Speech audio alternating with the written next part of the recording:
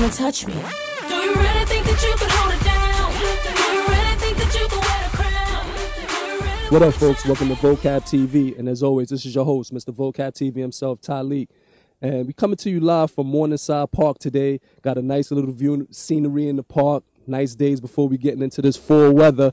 But sitting to my left, we have the artist, singer-songwriter, charismatic, ever so popular, Jaye Watts.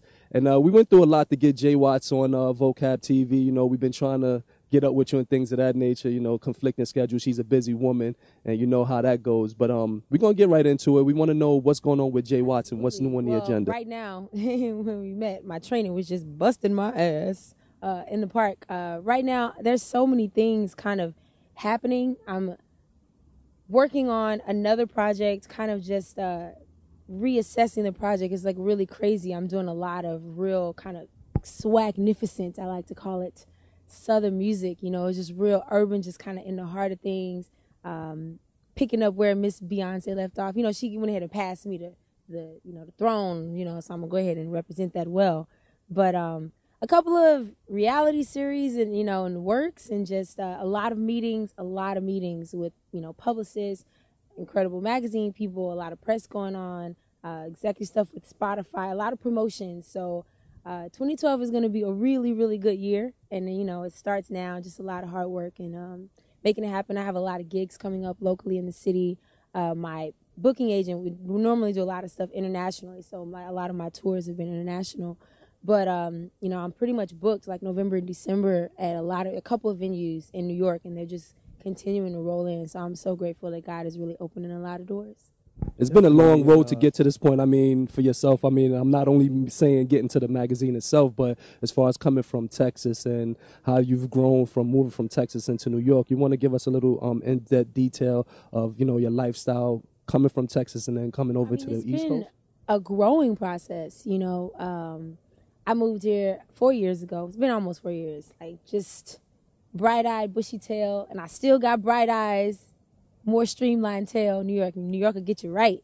But I learned a lot of lessons. I feel like I've grown so much here as an artist, I came here just with the desire to establish a lot of credibility as a songwriter. And I wanted to show people, that I'm not just some like pretty face or whatever, nothing that's just some superficial whatever. I'm a dope writer.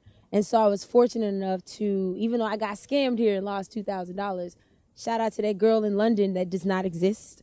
But man, the moment I landed here, I ended up at Daddy's house. That just facilitated so many relationships, from, Conrad to Dalton, Skid to Mario, and just working on projects like crazy.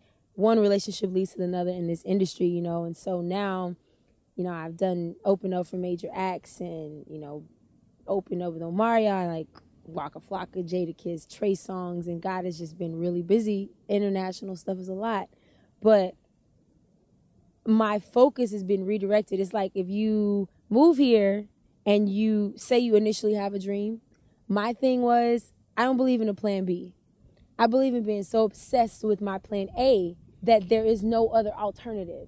And, that's exactly what's happening. I feel like that perseverance and just tenacity to like make it happen. I've written for a lot of artists, and I'm grateful to have had some of them record my songs, even though some didn't make the album. It was a great opportunity, but seeing them made me realize, you know what? She ain't even sing that as dope as my reference. Like, everything empowers you, every setback that's inevitable. Like, New York is life. New York is life in a city. Like, bam, it's right here. And so Texas is so pleasant sometimes that you can lose sight of everything that's bigger.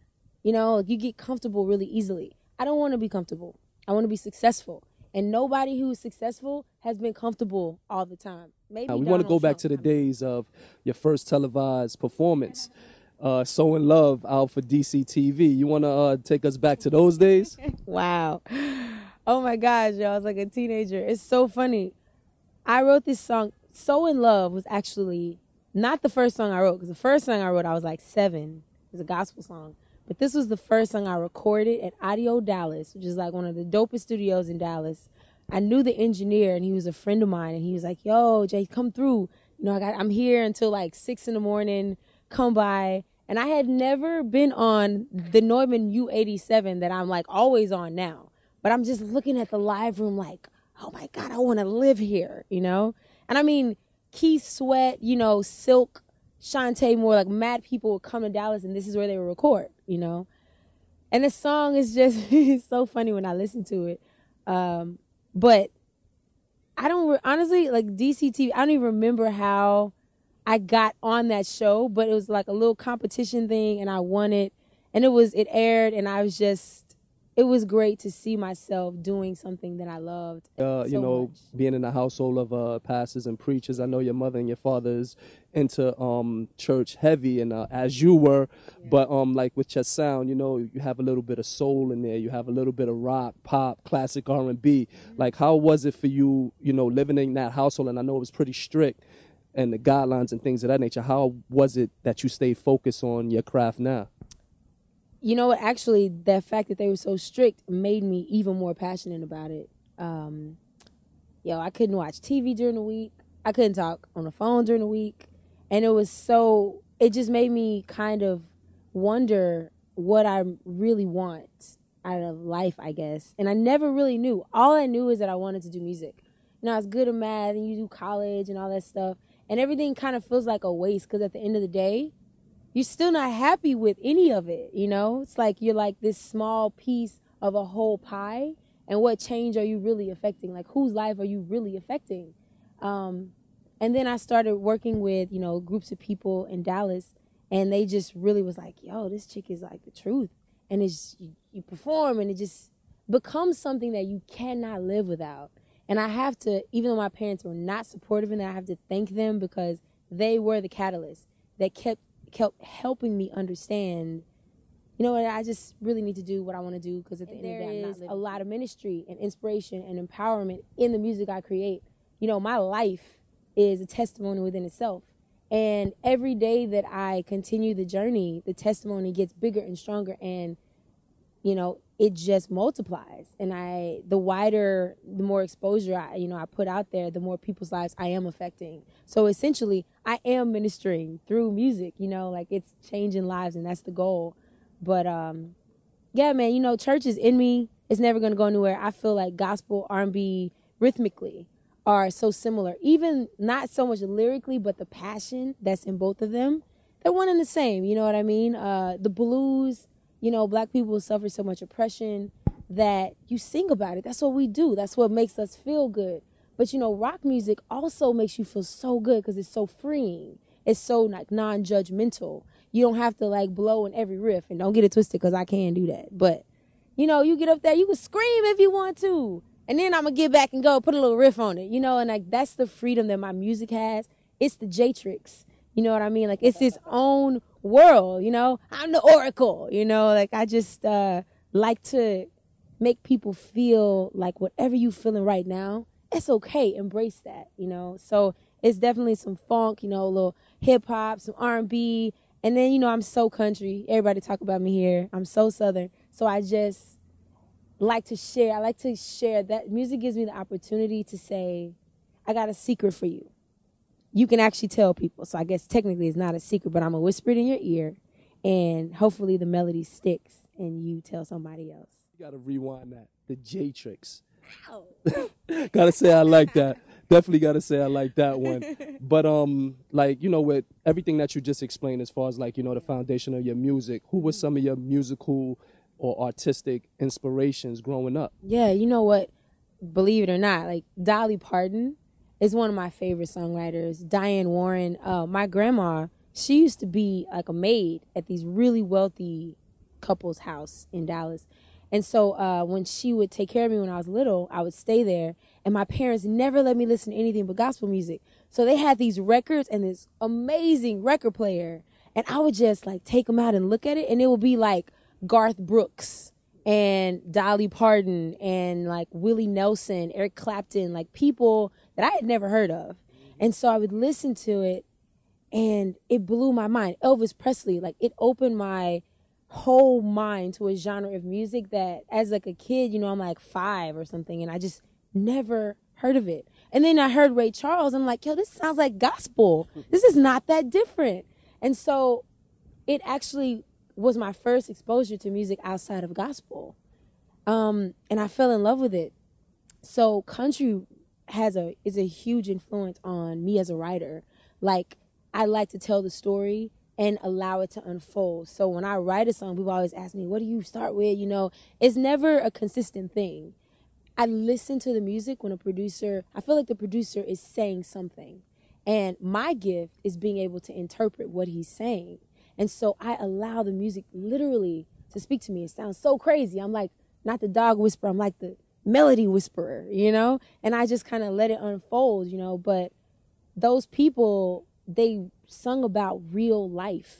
And I feel like the biggest songs in the world are real life, because when you feel happy or sad or angry, pissed off, and inspired, there's a song for that. You know, like Apple says there's an app for that. There's a song for that. And it's my responsibility to create that music, and that's what I do. Beauty, swag, fashion. What comes to sense, or what comes to mind, and how do you feel when you hear those three words? 100% individuality. Like, embrace who you are as a person.